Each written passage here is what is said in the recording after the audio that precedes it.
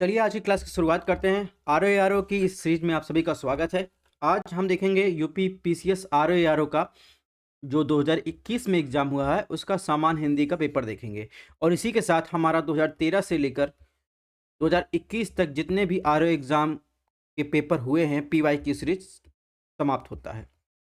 अगर आपने अभी तक नहीं देखा है तो आप देख सकते हैं। ज़रूरी नहीं आप जो है 6-7 घंटे की हिंदी की क्लास करें, ठीक है? तब भी आपको उसमें ज़रूरी नहीं 100 क्वेश्चन मिल जाएँ। इस पीवाईक्यू सीरीज़ सॉल्व करने का फ़ायदा ये है कि क्वेश्चंस कैसे उठा रहे हैं, बहुत सारे क्वेश्चन चाहे पर्यायवाची, विलोम शब्द, तद्भव, तत्सम हो, वाक्यांशों के लिए एक शब्द हो, ठीक है? 60 क्वेश्चन पूछता है, ठीक है?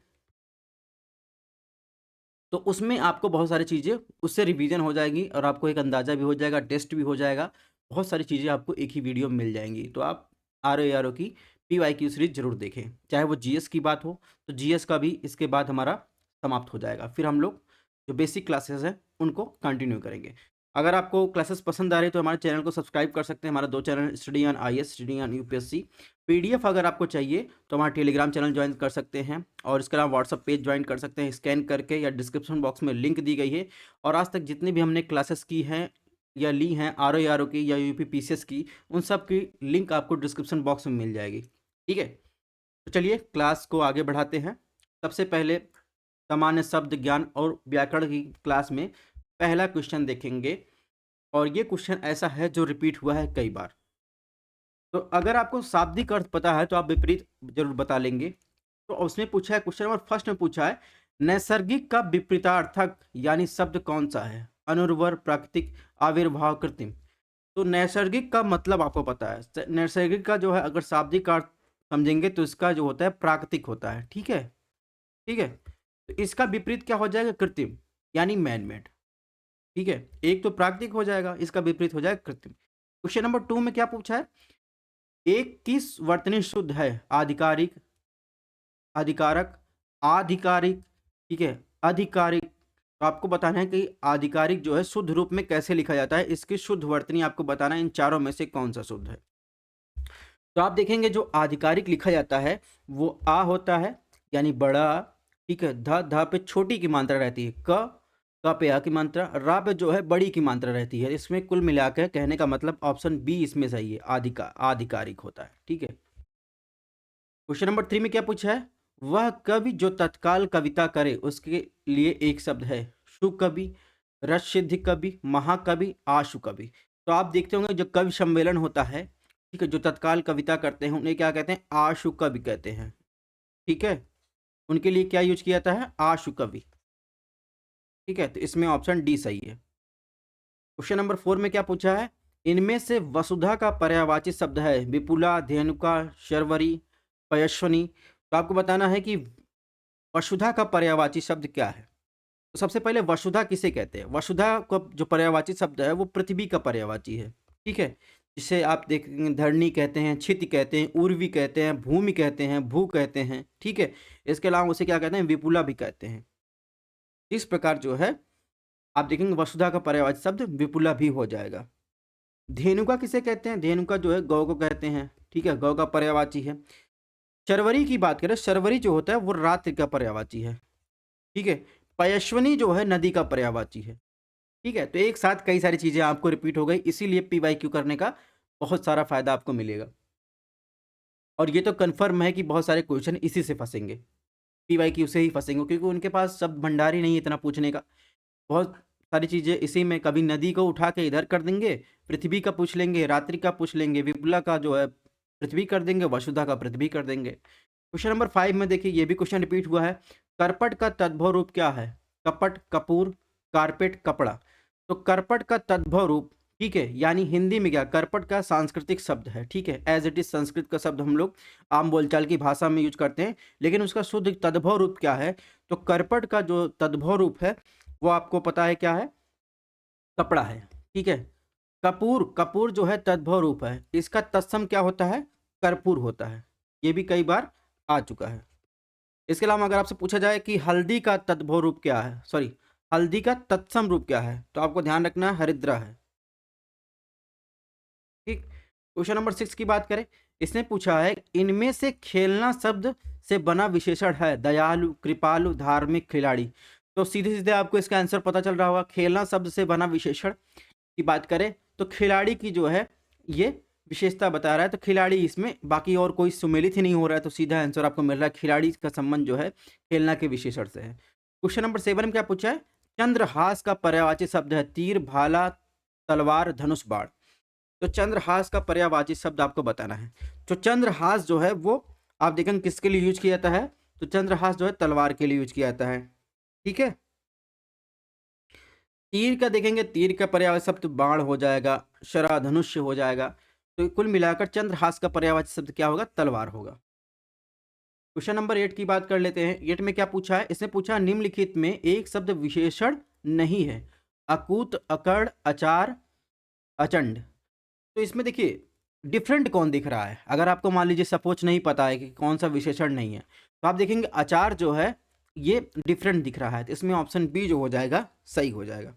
अकूत का मतलब क्या होता है? अकूत का मतलब, अकूत आपने सुना है कि उनके पास अकूत संपत्ति है या असीमित धन है या अमित धन है। अमित का मतलब ही अकूत या असीमित होता है।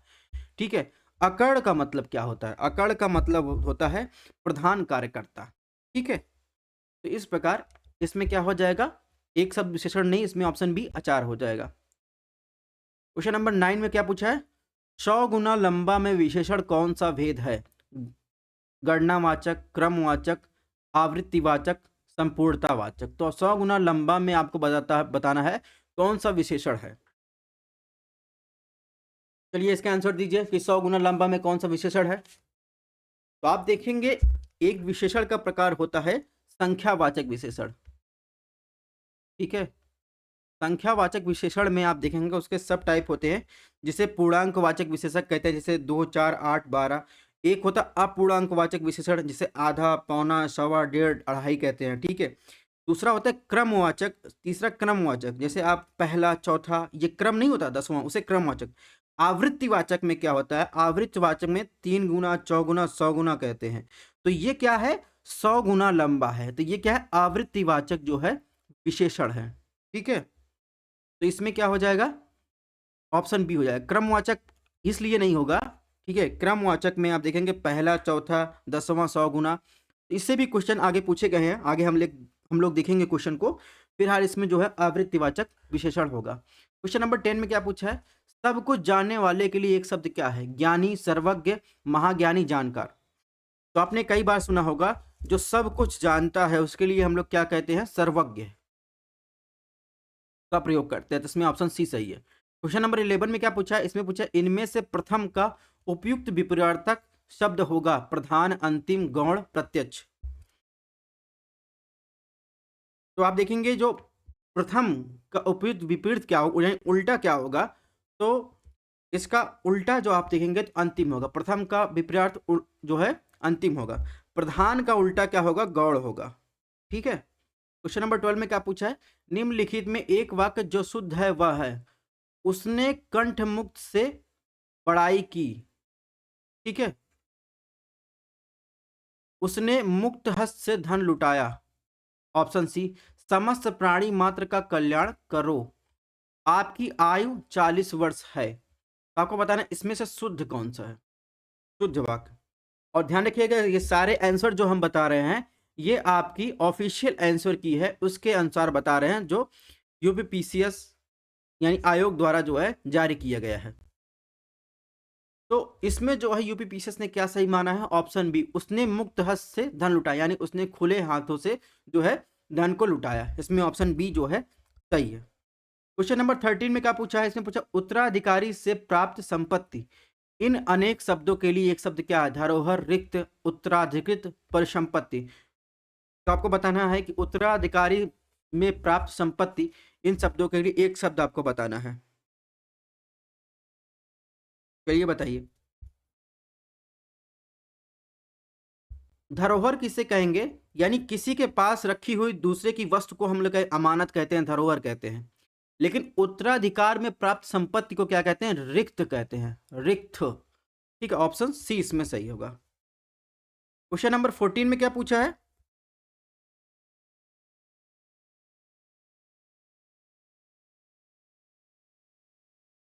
प्रोटीन पूछा चोर का पर्यायवाची शब्द है खनक, उदक, थलचर, दूसर। तो चोर अगर, इसको इस तरीके से याद कर सकते हैं, चोर अगर कोई चोरी करके ले जाता है तो उसमें क्या पैसा वैसा रहता है, तो खनक इसका पर्यायवाची है, ठीक है, खनकता है, तो खनक इसका पर्यायवाची है, ठीक है। तो धूसर का मतलब क्या होता है? धूसर का मतलब धूल के रंग का, यानी खाकी। इसका अगर अपोजिट पूछा जाए तो इसका अपोजिट बेसर हो जाएगा। उदक की बात करें तो उदक जो होगा वो पानी होगा, ठीक है। इसमें ऑप्शन ए सही है। कुल मिलाकर कहने का मतलब चोर का पर्यायवाची क्या है? खनक है। क्वेश्चन नंबर 15 में क्या पूछा है? पांडु शब्द का विशेषण के दृष्टि से है केवल विशेषण, केवल विशेष, विशेषण और विशेष दोनों, उपयुक्त में से एक भी नहीं। तो पांडु की जहां तक बात है उसको आपको बताना है। तो पांडु जो है दो चीजों के लिए उपयोग किया जाता है। एक पांडु होता है जैसे लाली रंग के लिए, पीला रंग होता है उसके लिए यूज किया जाता है, और एक पांडु होता है जो देखेंगे वो पांडु पुत्रों के लिए यूज किया जाता है। तो इसमें विशेषण और विशेष दोनों है, ठीक है। इसमें ऑप्शन सी सही हो जाएगा। क्वेश्चन नंबर 16 में क्या पूछा है? निम्नलिखित में एक वर्तनी शुद्ध है? नुपुर, कवयित्री, स्मरण, परिस्थिति। तो सबसे पहले आप देखेंगे नुपुर। नुपुर देखिए ये गलत लिखा गया है, ठीक है। नुपुर में आप देखेंगे ना पे छोटे को मात्रा दी गई है, यहाँ पर जो है बड़े को मात्रा होगी, ठीक है, और पा पे जो है छोटे को मात्रा होगी। परिस्थिति में देखिए तो यहाँ पर देखिए जो ता है, ता पे आप देखेंगे छोटे ई की मात्रा होगी, ठीक है। और इसमें शुद्ध पूछा है, कवियत्री इसमें शुद्ध है, यानी ऑप्शन सी। क्वेश्चन नंबर 17 में क्या पूछा है? 17 पूछा वर्तनी की दृष्टि से शुद्ध हो शब्द है परीक्षा, परीक्षा, परीक्षा और परीक्षा। तो आप देखेंगे परीक्षा कैसे लिखा जाता है, ये तो सबको पता होगा। इसमें परीक्षा जो है ऑप्शन सी जो है ये शुद्ध है। क्वेश्चन नंबर 18 में क्या पूछा है? बिना पलक झपकाए के लिए एक शब्द क्या होगा? चकित, देखते रहना, विपलक, निर्मिस। तो आप देखेंगे चकित और देखते रहना, तो ये तो होगा नहीं बिना पलक झपकाए। इसका जो एक शब्द होगा विपलक होगा, सॉरी सॉरी, विपलक नहीं होगा, इसमें निर्निमेष होगा, माय मिस्टेक। तो इसमें बिना पलक झपकाए के लिए एक शब्द क्या होगा? निर्निमेष होगा। इसमें देखिए चकित तो होगा नहीं, ठीक है, देखते रहना होगा नहीं, विपलक भी नहीं होगा, विपलक जैसा कोई शब्द नहीं होगा। इसमें ऑप्शन डी निर्निमेष होता है, विपलक जैसा कोई शब्द नहीं होता। क्वेश्चन नंबर 19 की बात करें, अनुरक्ति का विपरीतार्थक के शब्द क्या है? आसक्ति, विरक्ति, प्रशस्ति, प्रकृति। तो आपको बताना अनुरक्ति का विपरीतार्थक शब्द क्या है। सबसे पहले अनुरक्त का मतलब क्या होता है? अनुरक्त का मतलब आपने सुना होगा कि अनुरक्त का मतलब कई जगह आपने सुना होगा अनुराग युक्त प्रेमी, अनुराग युक्त प्रेमी, या आप देखेंगे इसको यूज किया जाता है। इसका जो विपरीत शब्द वो होगा विरक्त होगा। विरक्त का मतलब होता है उदासीन या विमुख रहने वाला, ठीक है। इसमें जो है आप देखेंगे ऑप्शन सी सही हो जाएगा। आसक्ति का मतलब आप देखेंगे किसी विशेष वस्तु के बीच लगा होना, उसे आसक्ति कहते हैं। और प्रशस्ति, प्रशस्ति आपने सुना होगा जैसे प्रयाग प्रशस्ति अभिलेख, ठीक है, यानी प्रयाग प्रशस्ति का मतलब होता है प्रशंसा में लिखा गया जो ग्रंथ होता है उस प्रशस्ति कहते हैं, ठीक है। तो चारों वर्डों का आपको मतलब समझ में आएगा, प्रकृति का मतलब आपको समझ में पता ही होगा। क्वेश्चन नंबर 20 में क्या पूछा है? इसने पूछा है निम्नलिखित में एक वाक्य जो शुद्ध है वह है मैं अनेकों बार विदेश गया। ऑप्शन बी, इस हीरे का मूल्य नापा नहीं जा सकता। ऑप्शन सी की बात करें, बिना टिकट यात्रा दंडनीय है। ऑप्शन डी, आप केवल इतना ही काम कर दीजिए। तो इसमें ऑप्शन सी सही है, सीधे सीधे आपको देखने में लग रहा हो शुद्ध रूप में ऑप्शन सी ही सही है, ठीक है। क्वेश्चन नंबर 21 में क्या पूछा है? जो ईश्वर में विश्वास रखता हो उसके लिए एक शब्द क्या है?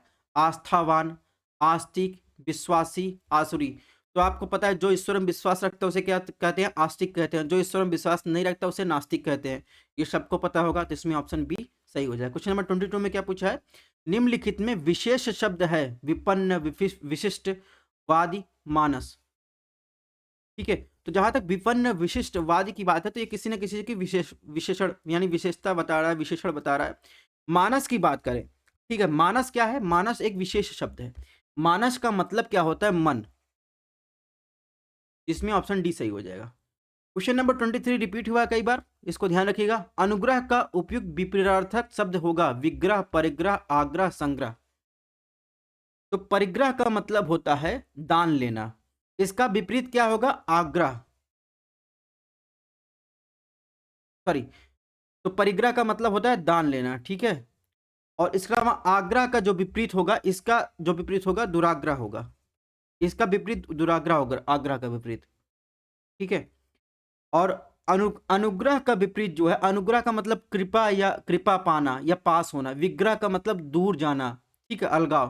तो इसमें जो होगा ऑप्शन ए सही होगा, ध्यान रखिएगा। आग्रह का विलोम क्या होगा, दुराग्रह होगा। अनुग्रह का विलोम विग्रह होगा। परिग्रह का मतलब होता है दान लेना, ठीक है। ये बातें क्लियर हो गई। क्वेश्चन नंबर 24 की बात करते हैं। 24 में क्या पूछा है, इसने पूछा है इनमें से विलोम शब्द का एक सही युग्म है, आपत्ति विपत्ति गणतंत्र जनतंत्र, ठीक है, अवर्षण अनावर्षण आदृत तिरस्कृत। तो विलोम शब्द का सही युग्म पूछ रहा है, तो ये सब तो पर्यायवाची है। इसमें जो ऑप्शन डी सही होगा। पहले आदृत का मतलब आपको समझना, आदृत का मतलब होता है, ठीक है, स्वीकार करना, ठीक है। तिरस्कृत का मतलब होता है अस्वीकार करना। तो इसमें जो है सही विलोम शब्द है ऑप्शन डी ही है, ठीक है। और ऑफिशियल आंसर की में ऑप्शन डी ही माना है, तो इसमें आपको ध्यान रखना है, इसमें ऑप्शन डी जो है सही है। क्वेश्चन नंबर 25 में क्या पूछा है, 25 में पूछा है निम्नलिखित में हस्ती किस शब्द का तत्सम रूप है, हाथ, हार, हांसी, हाथी।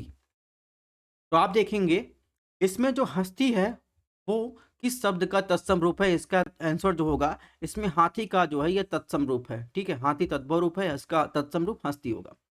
नेक्स्ट क्वेश्चन की बात करें, क्वेश्चन नंबर 26 में क्या पूछा है, आधुनिक का विलोम है समचीन, आर्वचीन, समसमाय की, या मतलब समकालीन जो घटनाएं चल रही हैं, प्राचीन। तो आधुनिक का मतलब, आधुनिक का जो विलोम शब्द होगा वो प्राचीन होगा, ठीक है। बेझिझक आप प्राचीन लगाइए, ऑफिशियल आंसर की में भी यही माना है। 27 में क्या पूछा है, जो युद्ध में स्थिर रहता, सॉरी, जो युद्ध में स्थिर रहता है, इन अनेक शब्दों के लिए एक शब्द क्या होगा, युद्ध स्थित, युद्ध स्थिर, युद्ध प्रेमी, युधिष्ठिर। तो युद्ध में स्थिर रहने वाले के लिए क्या प्रयोग किया था, युधिष्ठिर। आप देखेंगे युधिष्ठिर के लिए क्या शब्द प्रयोग किया जाता है, युधिष्ठिर के लिए आप देखेंगे तो उसे कहा जाता था जो वो युद्ध में स्थिर रहता है। तो यानी इसमें ऑप्शन सी इसमें सही है, युधिष्ठिर। युधिष्ठिर के लिए आप देखेंगे जो युद्ध में स्थिर रहता है उसके लिए यूज किया जाता है। क्वेश्चन नंबर 28 में क्या पूछा है, जीव का पर्यायवाची क्या है, वचन, ध्वनि, रसना, जीव। तो आपको जीव का पर्यायवाची, तो वचन तो होगा नहीं, ध्वनि तो होगा नहीं, जीव, जीव तो होगा नहीं। जीवा होता तो एक प्रकार से समझ सकते थे, ठीक है। तो इसका पर्यायवाची होगा रसना। रसना का जो है पर्यायवाची जीव है, जीव का पर्यायवाची रसना है।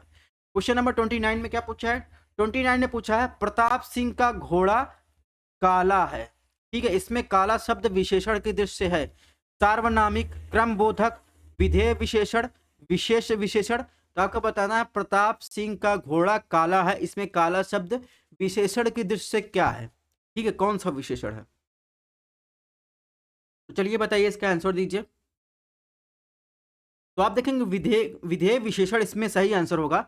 विधेय विशेषण का मतलब होता है वाक्य के विषय का वर्णन करके जोड़ने वाली क्रिया को पूरा करने वाले जो वाक्य होते हैं उसे क्या कहते हैं, विधेय विशेषण कहते हैं। इसमें ऑप्शन सी सही है। क्वेश्चन नंबर 30 की बात करें, इसमें पूछा है प्रयागराज में 10वां व्यक्ति कोरोना पीड़ित है, इसमें 10वां शब्द क्या है, गणनावाचक विशेषण, आवृत्तिवाचक विशेषण, क्रमवाचक, समुदायवाचक। तो देखिए संख्यावाचक विशेषण के सब समूह से जो है रिपीट हुआ है। तो आप देखेंगे प्रयागराज में 10वां व्यक्ति कोरोना पीड़ित है, इसमें 10वां शब्द की जहां तक बात करें तो ये है, आप देखेंगे क्रमवाचक विशेषण है। अभी हमने एग्जाम्पल देके आपको समझाया था क्रमवाचक विशेषण आवृत्तिवाचक विशेषण में। तो 10वां, 16वां, 15वां ये सब क्या है, क्रमवाचक विशेषण है। इसमें ऑप्शन बी सही है। क्वेश्चन नंबर 31 रिपीट हुआ है, तिमिर शब्द का पर्यायवाची है प्रकाश, सूर्य, रात्रि, अंधकार। तो आप देखेंगे आप कंफ्यूज हो जाएंगे कि तिमिर जो है, आप देखेंगे तिमिर, अंधकार और रात्रि में कंफ्यूज मत होइएगा। तो तिमिर जो होता है, तिमिर शब्द का पर्यायवाची अंधकार होता है, ये आपको ध्यान रखना है। रात्रि का पर्यायवाची निशा, रैन, रजनी, यामिनी, तमी, ठीक है, ये सब जो है रात्रि का पर्यायवाची है। 32 की बात करें, इसमें क्या पूछा है, हुतासन का पर्यायवाची क्या है। हुतासन का पर्यायवाची निर्धन, अग्नि, अखंड, अगणित। तो हुतासन का पर्यायवाची आपको बताना है। तो आप देखेंगे हुतासन का पर्यायवाची शब्द आपको इसमें कमेंट बॉक्स में बताना है। हुतासन का पर्यायवाची होगा अग्नि, अग्नि का पर्यायवाची हुतासन है, ठीक है। क्वेश्चन नंबर 33 में क्या पूछा है, 33 में पूछा है निम्नलिखित में किस शब्द की वर्तनी अशुद्ध है, याज्ञवल्क, हस्तक्षेप, सदृश, गृहिणी। तो इसमें आप देखेंगे सदृश सही लिखा है, गृहिणी सही लिखी, हस्तक्षेप सही लिखा है, लेकिन याज्ञवल्क्य नहीं होता, याज्ञवल्क्य होता है, यानी या ठीक है। इसके बाद व होगा, फिर आधा ला होगा, फिर आधा क होगा, फिर या होगा, याज्ञवल्क्य होता है, याज्ञवल्क्य नहीं होता। इसमें ऑप्शन ए जो है सही है। क्वेश्चन नंबर 34 रिपीट हुआ है, चौथा का तत्सम शब्द क्या है? ठीक है, चतुष्पद, चतुष्काष्ट, चतुष्क, चतुर्थ। तो चौथा एक तद्भव शब्द है, उसका तत्सम रूप क्या है ये आपको बताना है। तो चौथा का तत्सम रूप चतुर्थ होगा।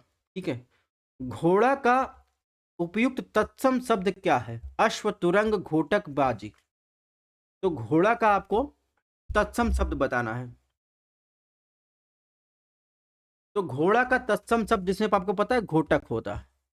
ठीक है, और अश्व, तुरंग इसका जो है बाज, ये सब क्या है? पर्यायवाची शब्द है। ठीक है, तो घोड़ा का तत्सम रूप यानी संस्कृत में एज इट इज क्या घोटक यूज कर सकते हैं। ठीक है, 36 में पूछा आवर्तक का विपरीतार्थक शब्द क्या है? प्रवर्तक, आवृत्ति, अनावर्तक, प्रकर्षक। आकर्षक का प्रकर्षक हो जाएगा। ठीक है, आवृत्ति, पुनरावृत्ति। और अगर आवर्तक का पूछा जाए आपसे विपरीतार्थक शब्द, आप बताइए कमेंट बॉक्स में इसका आंसर क्या होगा। आवर्तक का मतलब होता है इंग्लिश में जिसे कहते हैं रिकरिंग। ठीक है, रिकरिंग मतलब जैसे बार बार कार्य, ठीक है, बार बार आना। तो उसका जो विपरीत शब्द होगा अनावर्तक होगा। ठीक है, ऑप्शन बी, इसमें ऑप्शन बी सही है। ठीक है, आवर्तक का इंग्लिश मतलब होता है रिकरिंग, बार बार आना। इसका हिंदी विपरीत शब्द होगा अनावर्तक। क्वेश्चन नंबर 37 में क्या पूछा है? जो किसी विषय का ज्ञाता हो उसके लिए एक शब्द क्या है? अभिज्ञ, चैतन्य, विशिष्ट, अविशेषज्ञ। तो कोई शब्द, कोई व्यक्ति किसी विषय में विशेषज्ञ होता है, उस विशेषज्ञ को जो है क्या कहते हैं? विशेषज्ञ कहते हैं। ठीक है, जो किसी विषय में विशेषज्ञ होता है, जैसे आप भूगोलवेत्ता कह लीजिए, खगोल शास्त्री कह लीजिए, वो किसी विषय में विशेषज्ञ है तो उसे जो है विशेषज्ञ कहा जाता है। 38 में क्या पूछे? बिजली का पर्यायवाची है शर्वरी, रमणी, तनया, दामिनी। तो ये भी जो है बार बार रिपीट हो रहा है। तो आप देखेंगे बिजली शब्द का जो पर्यायवाची होगा दामिनी होगा। ठीक है, क्वेश्चन नंबर 39 में क्या पूछा है? इसने पूछा अपर्णा शब्द का पर्यायवाची शब्द है औरत, देवांगना, आराधना, पार्वती। तो बताइए औरत शब्द का पर्यायवाची क्या है? तो आप देखेंगे औरत शब्द, सॉरी अपर्णा शब्द पूछा है, अपर्णा शब्द का पर्यायवाची क्या है? तो अपर्णा जो है पार्वती जी के लिए यूज किया था अपर्णा। ठीक है, तो इसमें ऑप्शन डी सही हो जाएगा। ये भी क्वेश्चन रिपीट हुआ है। क्वेश्चन नंबर 40 में क्या पूछा है? इसने पूछा है निम्नलिखित विकल्पों में चंचरीक शब्द का पर्यायवाची। ये भी जो है आप देखेंगे PYQ में रिपीट हुआ है। चंचरीक शब्द का पर्यायवाची हवा, मित्र, भ्रमर, पुत्र। तो इसमें हवा का भी पर्यायवाचिक नहीं, मित्र का भी नहीं, भ्रमर, पुत्र का भी नहीं। भ्रमर के लिए चंचरीक यूज किया जाता है। तो भंवरा का पर्यायवाची आप देखेंगे या भ्रमर जिसे कहते हैं उसका चंचरीक एक पर्यायवाची है। इसके अलावा भंवरा का पर्यायवाची आप देखेंगे शील, मुख होता है, आली होता है, भंवरा, भ्रमर, भृंग। तो ये सब भंवरे के लिए यूज किया जाता है जिसका पर्यायवाची शब्द चंचरीक भी है। क्वेश्चन नंबर 41 में क्या पूछा? गोधूम का तद्भव शब्द क्या है? गोधूम एक तत्सम शब्द है, उसका तत्सम तद्भव रूप बताना है। गोत, गोद, गेहूं, गोह। तो आप देखेंगे गोधूम का तद्भव रूप क्या है? तो गोधूम का तद्भव रूप जो है वो गेहूं के लिए यूज किया था। गेहूं एक तद्भव शब्द है, इसका जो है आप देखेंगे तत्सम रूप गोधूम है। 42 में क्या पूछा है? कोई आदमी आया है वाक्य में प्रयुक्त विशेषण है अनिश्चयवाचक, निश्चयवाचक, संबंधवाचक, प्रश्नवाचक। तो प्रश्न तो नहीं पूछ रहा है, प्रश्नवाचक होगा नहीं, होगा नहीं क्योंकि कोई आदमी आया है, इसमें प्रश्न का बोध तो हो ही नहीं रहा है। निश्चयवाचक में नहीं होगा, संबंध कोई बता नहीं रहा है, तो ये क्या है? आप देखेंगे अनिश्चयवाचक है। ठीक है, इसमें ऑप्शन ए सही हो जाएगा। नेक्स्ट क्वेश्चन की बात करें 43 में क्या पूछा है? 43 में आपसे पूछा है गौरव का विपरीतार्थक शब्द क्या है? यानी विलोम, वैभव, पराभव, लाघव, निर्मोह। ये भी जो है क्वेश्चन आप देखेंगे कि अगली बार पूछा था लाघव का जो है विपरीत क्या होगा? तो गौरव का विपरीत जो होगा लाघव होगा और लाघव का विपरीत गौरव हो जाएगा। तो इस तरीके से आप PYQ से बहुत सारे क्वेश्चन को याद कर सकते हैं कि कैसे क्वेश्चन पूछे गए हैं। क्वेश्चन नंबर 44 में क्या पूछा है? इसे पूछा अमृत का विलोम है अर्क, मधुर, पीयूष, विष। तो अमृत शब्द का विलोम कौन सा है? आप देखते ही जो है बता देंगे। अर्क तो होगा नहीं, मधुर होगा नहीं। ठीक है, तो आपको बताना है अमृत शब्द का विलोम विष होगा। ठीक है, सीधे सीधे आपको देखने में पता लग रहा है। क्वेश्चन नंबर 45 सदाचार का विलोम क्या है? आचार, अपराध, कदाचार, अन्याय। ये भी आप आम बोलचाल भाषा में कई बार यूज करते हैं सदाचार, कदाचार। तो सदाचार का विलोम जो है कदाचार है। 46 की बात करें, 46 में क्या पूछा है, इसने पूछा है निम्नलिखित में तद्भव शब्द है अंगना, अंगी, गयंद, वानर। तो अंगी का जो आप देखेंगे, तो अंगी का जो होगा वो अंग होता है, ठीक है, विशेषण यानी शरीर युक्त।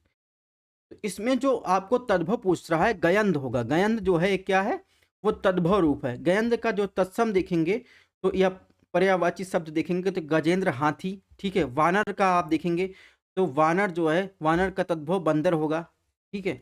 तो कुल मिलाकर इसमें ऑप्शन बी जो है सही है। क्वेश्चन नंबर 47 में क्या पूछा, जो तोला जा सके उसके लिए एक शब्द क्या है, अपरिमेय, परिमेय, अनुमेय, विनिमेय। विनिमय का मतलब एक्सचेंज होता है, ठीक है, एक्सचेंज, किसी वस्तु के दूसरी वस्तु के एक्सचेंज करना। जो तोला जा सके, सॉरी, उसे क्या कहते हैं, दो, जिसे तोला जा सके उसे क्या कहते हैं, परिमेय कहते हैं। इसमें ऑप्शन सी सही है। क्वेश्चन नंबर 48 में क्या पूछा है, कम बोलने वाला वाक्यांश के लिए एक शब्द आपको बताना है। मितभाषी, बहुभाषी, मृदुभाषी, आभासी। बहुभाषी तो होगा नहीं, आभासी भी नहीं होगा। आपको बताना है मृदुभाषी भी नहीं होगा, ठीक है। मीठा बोलने वाले के लिए मृदुभाषी यूज करते हैं।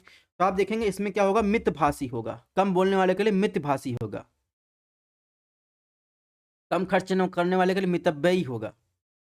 अधिक खर्च न करने वाले का अव्ययी होगा। 49 में क्या पूछा, 49 में पूछा है निम्नांकित में से तद्भव शब्द चुनिए। बलवान, चमचा, बांझ, आसमान। तो आपको तद्भव शब्द चुनना है। चलिए बताइए इन चारों में से तद्भव शब्द कौन सा है। तो इसमें देखेंगे जो तद्भव शब्द है बलवान, चमचा, आसमान, ये जो हम इसमें एज इट इज यूज कर लेते हैं। बांझ शब्द जो है वो तद्भव शब्द है। इसका अगर आपसे तत्सम पूछा जाए तो वघन्या जो है इसका तत्सम रूप है, ठीक है। क्वेश्चन नंबर 50 में क्या पूछा है, जिसकी आशा ना की गई हो उसके लिए उपयुक्त शब्द का, ये भी रिपीट हुआ है, ठीक है। आशातीत, आशा, आशान्वित, अप्रत्याशित, प्रत्याशा। तो आप देखेंगे जिसकी आशा ना की गई हो वो अचानक आपको मिल जाए उसे कहते हैं अप्रत्याशित, उसके लिए कहते हैं अप्रत्याशित को यूज करते हैं जिसकी आशा ना की गई हो। ऑप्शन बी सही है। क्वेश्चन नंबर 51 में क्या पूछा, शुद्ध वर्तनी वाला शब्द अधीन, आधीन, अधीन, आधीन। तो आपको बताना है शुद्ध वर्तनी, शुद्ध क्या कौन सा लिखा गया है इसमें। तो आप देखेंगे इसमें जो अधीन लिखा जाता है ध पे आप देखेंगे तो बड़ी की मात्रा रहती है। इसमें ऑप्शन बी सही है। क्वेश्चन नंबर 52 में क्या पूछा है, 52 में पूछा है निम्नलिखित में तद्भव शब्द है नग्न, द्रक्षा, दक्षिणी, दाढ़ी। तो आप देखेंगे सीधे सीधे आपको देखने में पता चल रहा होगा दाढ़ी जो है एक तद्भव शब्द है, बाकी सब तत्सम है।